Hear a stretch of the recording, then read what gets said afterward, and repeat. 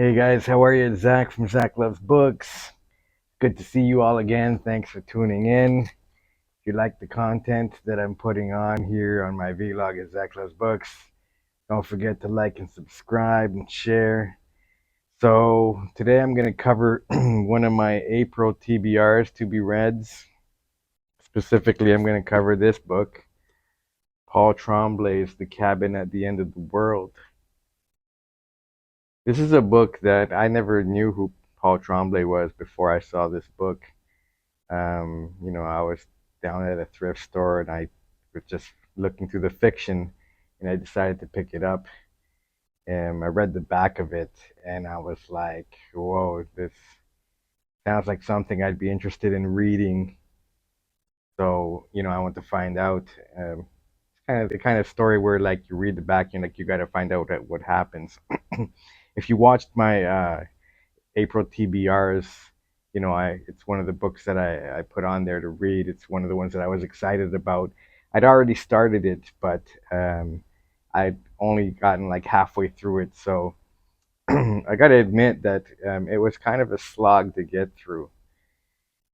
Um, yeah, it moved really slow. It basically moves over like literally a day or two um, of this family that's up at a cabin.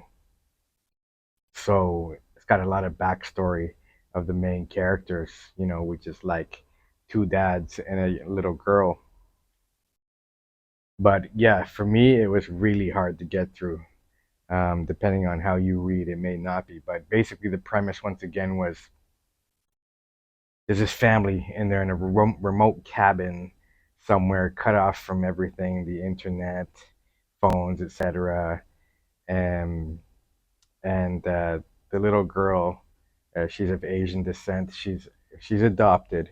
She's outside playing when this man approaches her, and he's big, but he's soft spoken, and he says to her that you know and he approaches with other people that are coming with him, but he says to her that your dads aren't gonna like that I'm here, but they're gonna have to let me in. They're gonna have to hear me out. And basically, it's not really a spoiler alert, but what he says is that he needs their help, her and her dad's, both fathers that she has, um, to help stop the end of the world from happening.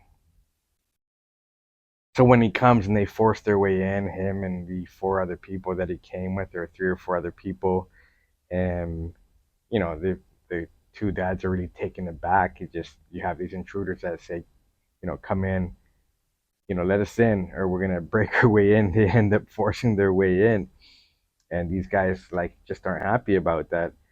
Um, and they actually end up kind of thinking they're kooks because they say that the decision that they have to make is that amongst themselves, meaning the three of them, including the little girl and both dads, one of them is gonna have to choose to sacrifice one of the other's lives in order to save the world.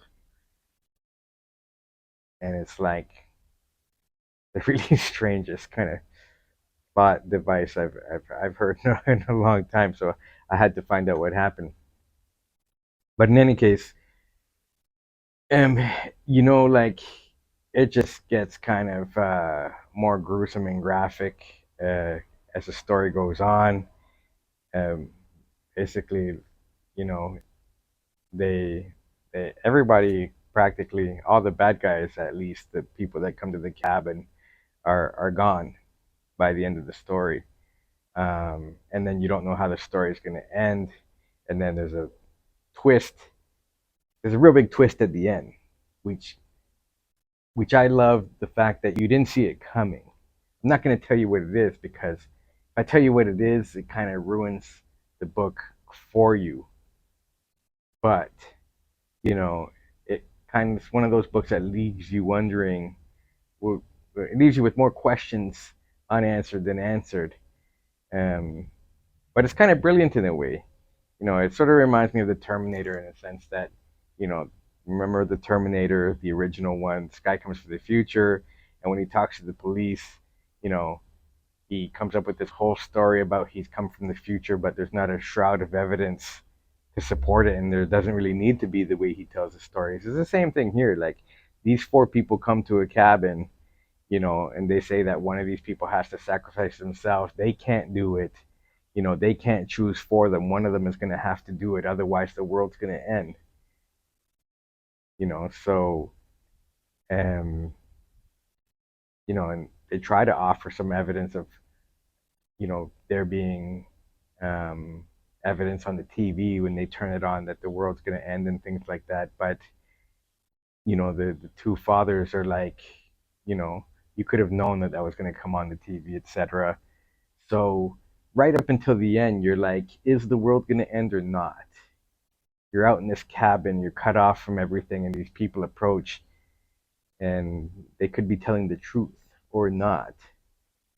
And that's about all I can say about the book. The good thing is you should still be able to get this in the bookstores. Would I call it horror in a way? Yeah, the way the people die is pretty graphic in this book. The ones that do die. Did I completely get it? No, it kind of shot over my head, But this is like I said, I don't finish too many books from front to back to completion, and it's because I lose interest. I lost interest through this, a couple of times, but I just figured I'm gonna plow through it for your sake, for the my viewers' sakes, and you may like it more than I do. Let me know if you pick it up and you end up reading it. Um, I would give it like maybe um, I don't know. I'm gonna say a 6 or 7 out of 10. I wouldn't read it again. Um, I like the more I think about how it ended, though, it makes sense of why the author chose to end it that way. But even though he chose to end it the way he did with the big twist in the end, it still leaves a lot of stuff unanswered for me. Do I feel like I wasted my time reading it? I don't know if I would have read it had I known it was gonna end the way it does. Um, Maybe it could have been a short story and it would have been better for me. I don't know if I'll read another Paul Tremblay book, but check it out, pick it up. Paul Tremblay, Cabin at the End of the World. And we'll see you on the next one. All right, guys? Take care.